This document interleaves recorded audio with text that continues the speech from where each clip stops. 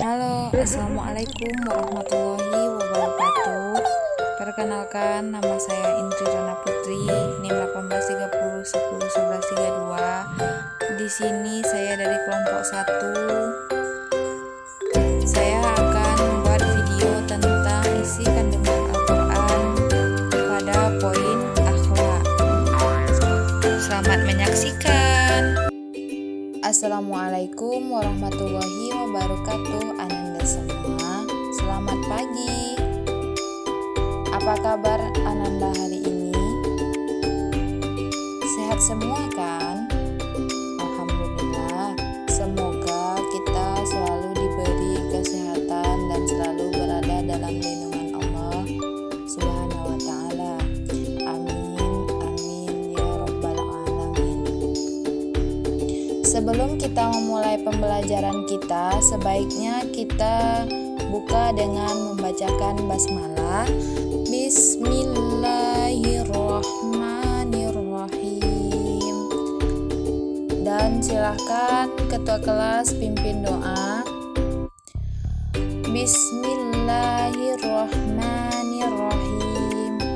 Raditu billahi robba wabil islami wabil Muhammadin nabiyya wa rasulah wabil Qur'ani imama warzuqni fahma sabbit qalbi ala dinika wa ala ta'atika subhanaka inni kuntum minaz zalimin. Amin. Semoga dengan pembacaan doa tadi, kegiatan pembelajaran kita pada hari ini berjalan dengan lancar hendaknya. Baik, sebelum kita memulai pembelajaran, Ibu akan mengambil absen Ananda terlebih dahulu. Anissa Putri hadir. Beni Saputra hadir. Diani Fadilah hadir. Rain Putra Utama hadir. Sari Putri hadir. Muhammad Yogi hadir.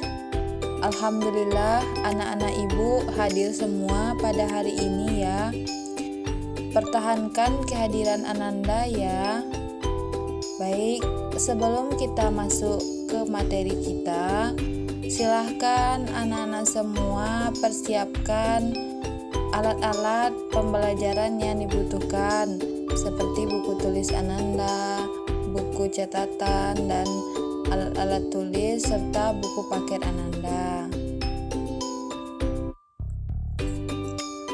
Baik, mari kita mulai pembelajaran kita pada hari ini.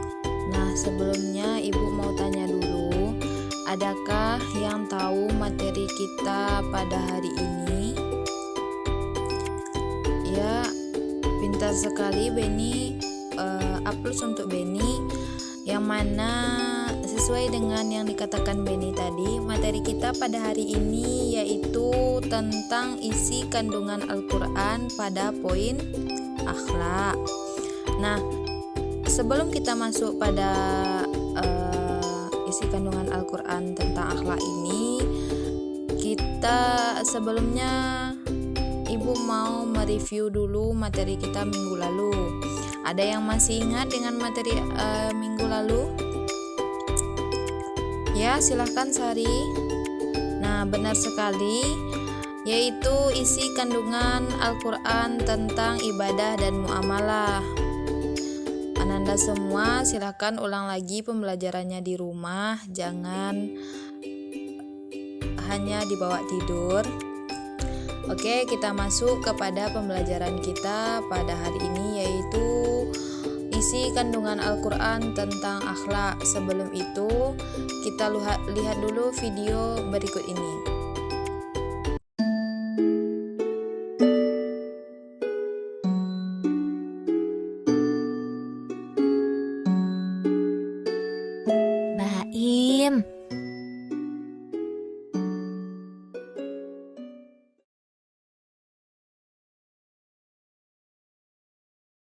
Pilo.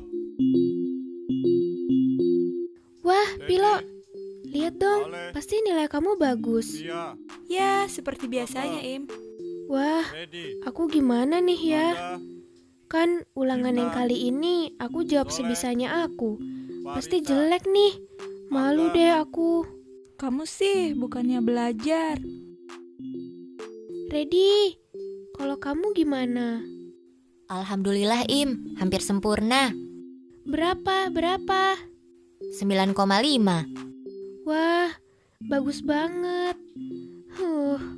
Aku jadi takut nilai aku kecil. Aku malu. Kok takut Im? Kok malu Im? Kan kamu ngerjain semuanya sendiri. Kamu harus bangga dengan hasil kamu sendiri. Iya sih. Baim. Wah, aku dipanggil. Kamu kenapa Baim? Kok gak bersemangat gitu? Hah, nilai Baim jelek ya?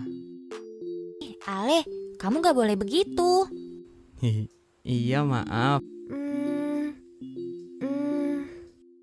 Emang kamu udah lihat nilai kamu Im? Masa jelek sih nilainya? Belum aku lihat sih. Aku takut ngelihatnya.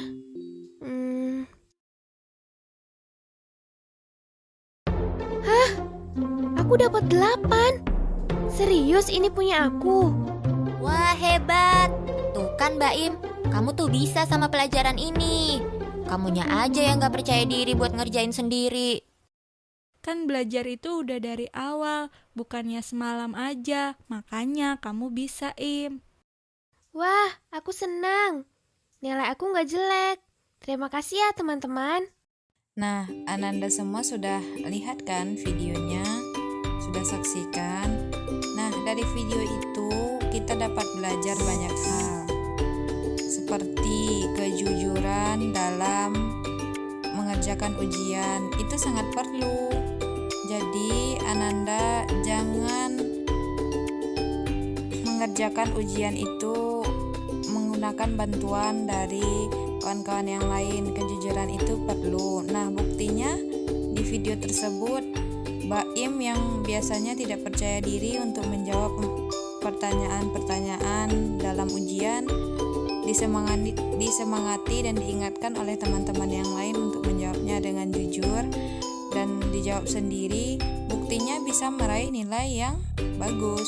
Jadi Ananda semua, Ibu harapkan juga demikian. Nah, dari hal tersebut juga tercermin akhlak kejujuran. Baik, kita lanjutkan. Nah, sebagaimana kita ketahui, Al-Quran adalah wahyu Allah yang terakhir diturunkan kepada Rasulullah SAW, yang turunnya tersebut melalui perantara malaikat Jibril yang menjadi pedoman hidup bagi seluruh umat manusia. Nah, Al-Quran menjadi semua kunci kehidupan, baik itu petunjuk maupun pedoman hidup umat muslim di atas dunia ini. Nah, sumber pokok ajaran dari agama Islam adalah Al-Quran. Nah, segala pokok syariat dan dalil-dalil syar'i yang mencakup seluruh aspek hukum bagi manusia dalam menjalankan hidup di dunia dan di akhirat itu terkandung atau terdapat di dalam Al-Quran. Nah, kita masuk sekarang pada isi kandungan Al-Quran pada poin akhlak. Nah, yang mana akhlak itu kita masuk pada pengertian. Akhlak ditinjau dari segi etimologinya atau pengertian secara etimologi merupakan bentuk jamak dari kata khuluq yang berarti perangai, tingkah laku, tabiat atau budi pekerti. Nah, sedangkan secara terminologi akhlak adalah sifat yang tertanam dalam jiwa manusia yang muncul secara spontan dalam tingkah laku kehidupan sehari-hari. Nah, dapat kita simpulkan dalam bahasa Indonesia, akhlak semakna dengan istilah etika atau moral.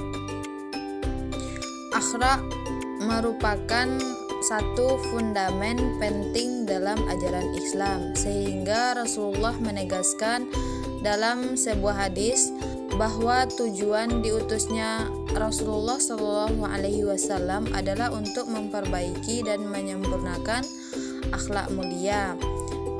Sebagaimana bunyi hadisnya dari Abu Hurairah radhiyallahu anhu berkata, Rasulullah Shallallahu Alaihi Wasallam bersabda bahwasannya aku diutus untuk menyempurnakan akhlak yang baik. Hadis riwayat Ahmad. Kita saksikan video berikut ini. Kita lihat bagaimana Rasulullah itu menjadi suri tauladan untuk umat Islam dan umat agama lainnya. Assalamualaikum adik-adik. Kisah kita kali ini menceritakan tentang keluhuran akhlak Nabi kita, Muhammad Sallallahu Alaihi Wasallam. Beliau adalah orang yang paling bagus akhlaknya dari seluruh manusia.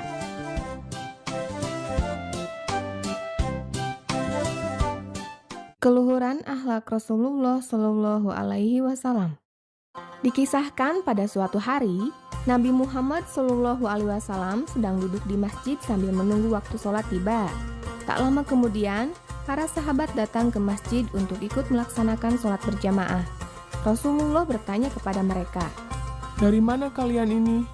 "Kami semua baru saja menghadiri sebuah jamuan makan ya Rasulullah," ujar salah seorang sahabat. Tak lama kemudian, terciumlah bau kurang sedap dalam majelis tersebut. Nabi Muhammad SAW menyadari bahwa itu adalah bau mulut seseorang yang makan daging secara berlebihan. Rasulullah juga mengetahui bahwa ada salah seorang sahabatnya yang gelisah karena mengetahui bahwa ialah penyebab bau tak sedap tersebut. Rasulullah berpikir sejenak, kemudian berkata, "Siapa di antara kalian yang makan daging ketika jamuan makan tadi?" Para sahabat menjawab, "Kami semua makan daging ya Rasulullah." "Baiklah, kalau begitu kalian berwudu lagi." Akhirnya seluruh sahabat pun pergi berwudu. Sahabat yang makan daging secara berlebihan merasa lega hatinya. Dia hampir saja malu akibat makan secara berlebihan. Namun, Nabi menjaga benar-benar perasaannya. Karena seluruh sahabat ikut berwudu, maka tidak ketahuan siapa yang makan secara berlebihan.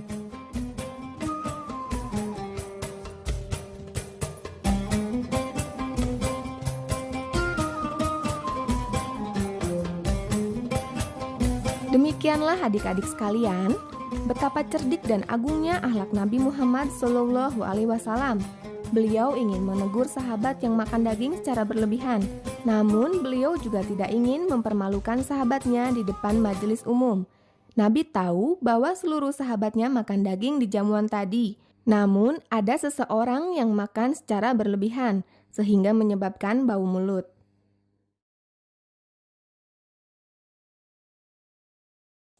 Nah, Ananda Ibu semua sudah perhatikan kan video yang telah Ibu tampilkan? Nah, di sini kita dapat belajar bahwa akhlak Rasulullah itu sangat mulia, yang mana beliau mengetahui bahwa seluruh sahabat itu makan daging pada acara jamuan tersebut. Namun ada salah satu di antara sahabat yang memakan daging secara berlebihan yang mengakibatkan bau pada mulutnya. Nah, sahabat menegur namun tidak mempermalukan sahabat yang bau mulutnya tersebut. Nah, jadi Ananda semua bisa praktekkan itu dalam kehidupan sehari-hari. Apabila Ananda ingin menegur teman ataupun sahabat Ananda, tegurlah secara baik dan halus. Kalau bisa jangan mempermalukan teman-teman Ananda. Nah, seperti contohnya ada teman yang bau keringat atau bau badan. Jadi Ananda jangan peringatkan atau jangan tanyakan pada teman tersebut jika orang sedang rame, namun tanya dan beri Namun tanyalah dan beri solusi untuk teman Ananda tersebut jika Ananda sedang berdua saja dengan dia, jangan di hadapan teman-teman yang lain karena hal tersebut akan membuat dia malu. Namun jika Ananda saja dengan dia, maka dia akan berterima kasih kepada Ananda dan tidak merasa dipermalukan.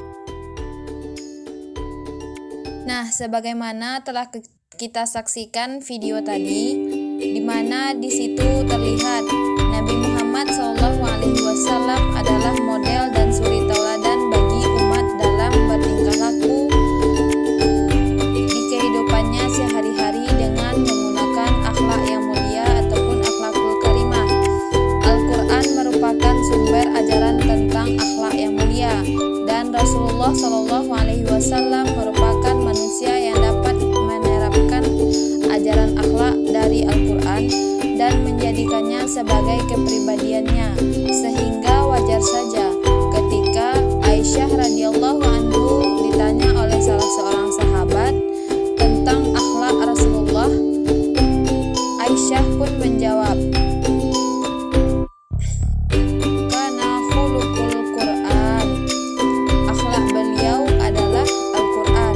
Nah, di sini terlihat sekali bahwa akhlaknya Rasulullah itu sesuai dengan yang ada di dalam Al-Quran, ataupun ada orang yang menyatakan bahwa Rasulullah SAW tersebut ialah Al-Quran berjalan.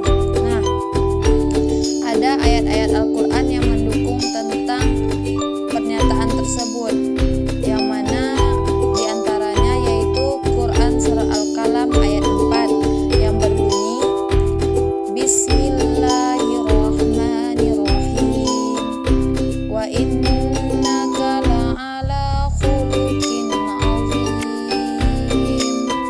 dan sesungguhnya engkau benar-benar berbudi pekerti yang luhur. Selanjutnya Quran surah Al-Ahzab ayat 21, Bismillahirrahmanirrahim, laqad kana lakum fi rasulillahi uswatun hasanah liman kana yarjullaha wal yaumil akhirah wa zakarallaha katsira, yang artinya sungguh telah ada pada diri Rasulullah itu suri teladan yang baik bagimu, yaitu bagi orang yang mengharap rahmat Allah dan kedatangan hari kiamat, dan yang banyak mengingat Allah Subhanahu wa Ta'ala. Nah, dari dua ayat tersebut dapat kita pahami bahwa Rasulullah itu berbudi pekerti yang luhur. Selanjutnya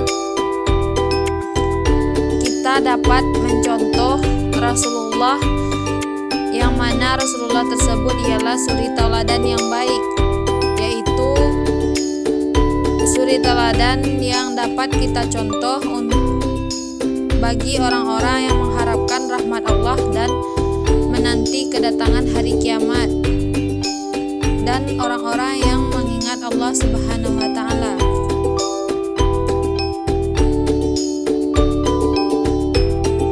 Baik, di sini hanya itu yang dapat Ibu jelaskan. Sekarang kita kerjakan tugas secara berkelompok. Ibu bagi kelompoknya. Yang kelompok pertama yaitu Anissa Putri, Beni dan Diani. Nah, itu kelompok pertama. Kelompok kedua yaitu Ren Putra Utama, Sari Putri dan Muhammad Yogi. Nah, di sini silahkan Ananda kerjakan tugas berkelompok, yang mana untuk tugasnya sudah Ibu kirimkan pada kolom di Google Classroom kita. Selanjutnya nanti silahkan kumpulkan sesuai dengan jadwal yang telah Ibu berikan di sana. Nah, apabila ada dari Ananda yang tidak paham dengan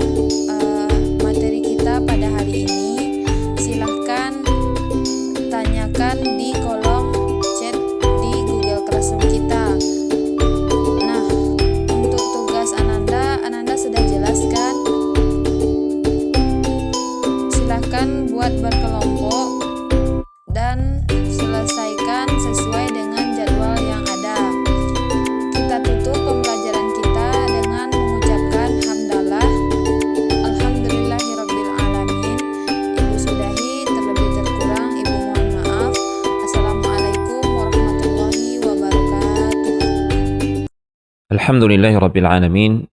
Ini adalah silsilah akhlak mulia. Abdullah bin Mas'ud radhiyallahu ta'ala anhu, beliau pernah mengatakan, Inna Allah ta'ala qasama bainakum akhlaqakum, kama qasama bainakum arzaqakum. Sungguhnya Allah telah membagi-bagikan di antara kalian akhlak-akhlak kalian, sebagaimana Dia telah membagi-bagikan rizki di antara kalian. Dalam urusan rizki, seorang mukmin harus mewujudkan dua hal. Pertama, dia harus berusaha semaksimal mungkin untuk meraih rizki yang baik.